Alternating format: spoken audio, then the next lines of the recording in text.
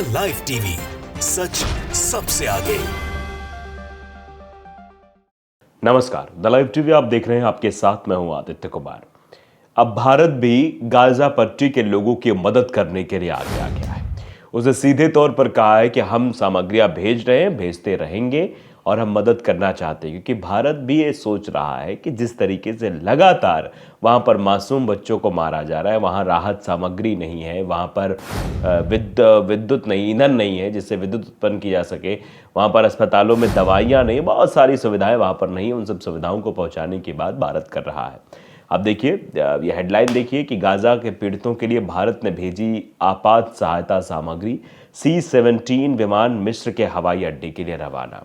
तो मिस्र के हवाई अड्डे से रवाना होकर वहाँ पर सुविधाएं पहुँचाएगा। इससे इजराइल को बड़ी मिर्ची लगी होगी कि आखिरकार ये भारत की तरफ से क्या हो रहा है। अभी तक तो जब हमास ने जब आक्रमण किया था तो भारत हमारे पक्ष में खड़ा था, जबकि इतिहास आप भी बखूबी जानते हैं कि भारत कभी भी इस मसले पर नहीं बोलता है। जब भी इजराइल और फिलिस्तीन की बात आती है, वो भले ही इजराइल ने 2 बार भारत की मदद की हो, 2 बार भारत को हथियार पहुंचाए हो, लेकिन फिर भी इस मसले पर कभी नहीं बोला। और फिलिस्तीनियों के पक्ष में पूर्व प्रधानमंत्री अटल बिहारी वाजपेयी भी बोलते हुए नजर आए हैं। तो ये देखिए, हमास और इजराइल युद्ध के कारण प्रभावित गाजा में रहने वाले फिलिस्तीनी नागरिकों के लिए भारत ने आपातकालीन सहायता भेजी है। एयरपोर्ट का C-17 मतलब एयरफोर्स का C-17 जो विमान है, उससे मिस्र के एल अरिश हवाई अड्डे के लिए रवाना हो गया है। गाजा के लिए आपातकालीन सहायता लेकर एयरफोर्स का दूसरा विमान मिस्र के एल अरिश हवाई अड्डे के लिए रवाना हुआ। C-17 विमान गाजा में चल रहे इजरायली हमास युद्ध में फंसे नागरिकों के लिए 32 टन सहायता लेकर रविवार को रवाना हुआ है। विदेश मंत्री S जयशंकर ने सोशल मीडिया पर पोस्ट भी साझा की है और लिखा है, हम फिलिस्तीन के लोगों को मानवीय सहायता देना जारी रखेंगे। मिस्र के एल अरिश हवाई अड्डे के लिए C-17 विमान 32 टन सहायता लेकर रवाना हुआ। देखिए, ट्वीट भी आप देख सकते हैं डॉक्टर S जयशंकर की तरफ से, जो कि विदेश मंत्री हैं। उन्होंने लिखा कि we continue to deliver humanitarian assistance for the फिलिस्तीनी पीपल, यानी फिलिस्तीन के लोगों के लिए हमारी जो मानवीय सहायता है वो पहुंचती रहेगी। Second IFMCC C-17 aircraft carrying 32 ton नहीं 32 tons of aid departs for the El Arish airport in Egypt, यानी मिस्र के जो वहाँ पर हवाई अड्डा है वहाँ के लिए रवाना हो चुका है। बता दें कि भारत ने इससे पहले इजरायली बलों के हमलों के कारण फंसे नागरिकों के लिए 38 टन मानवीय राहत भेजा था। सहायता पैकेज में तरल पदार्थ और दर्द निवारक दवाएं शामिल थी। लगभग 32 टन वजनी आपदा राहत सामग्री में अन्य वस्तुओं के अलावा टेंट, स्लीपिंग बैग, तिरपाल, जल शोधन गोलियां भी शामिल है।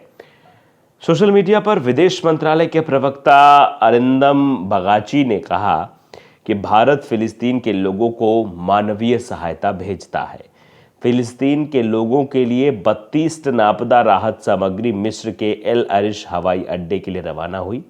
सामग्री में आवश्यक जीवन रक्षक दवाएं, सर्जिकल सामान, तंबू, स्लीपिंग बैग, स्वच्छता सुविधाएं और जल शुद्धिकरण टैबलेट सहित अन्य आवश्यक वस्तुएं शामिल हैं। विदेश मंत्रालय के प्रवक्ता ने हाल ही में कहा कि भारत क्षेत्र में प्रभावित नागरिकों और अधिक मानवीय सहायता भेजने की योजना बना रहा है, यानी और अभी अधिक मानवीय सहायता भेजी जाएगी फिलिस्तीन के लिए।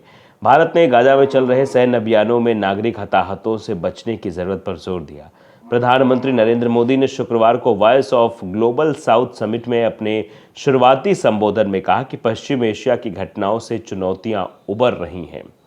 उन्होंने 7 अक्टूबर को दक्षिणी इजराइल में हमास के हमलों की भारत की निंदा को दोहराया और रेखांकित किया कि नई दिल्ली में फिलिस्तीन के लोगों को मानवीय सहायता भी भेजी है।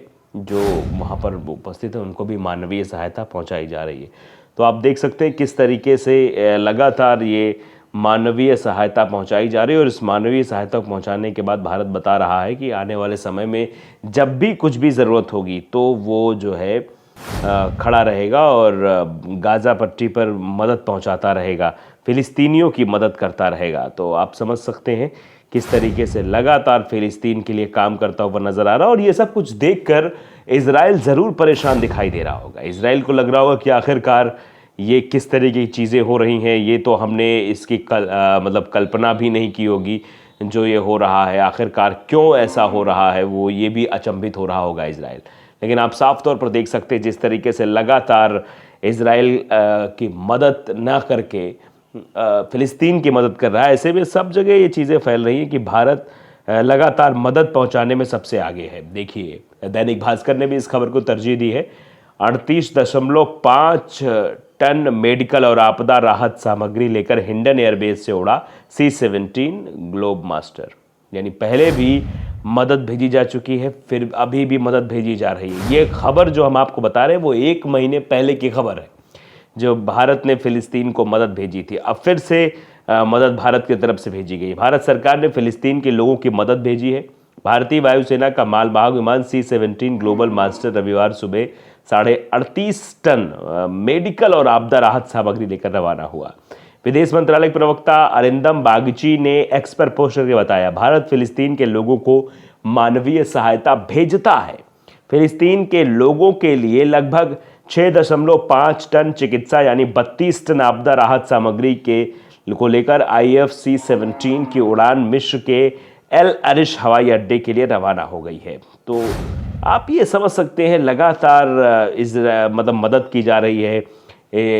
इजराइल को एक मिर्ची ज़रूर लग रही, जिस तरीके से भारत जो है वो खड़ा हुआ नज़र आ रहा है। भारत हमेशा से जो है सच के साथ खड़ा रहा, जो सही है भारत ने उसका साथ दिया।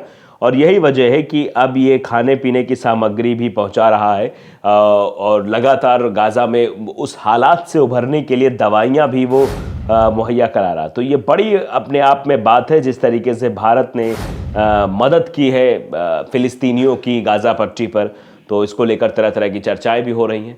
तो हम लगातार आपको बता रहे हैं, लगातार आप तक अपडेट हम पहुंचा रहे हैं किस तरीके से इजराइल को बार बार झटका लग रहा है और इजराइल की मदद करने के लिए कोई सामने नहीं आ रहा है।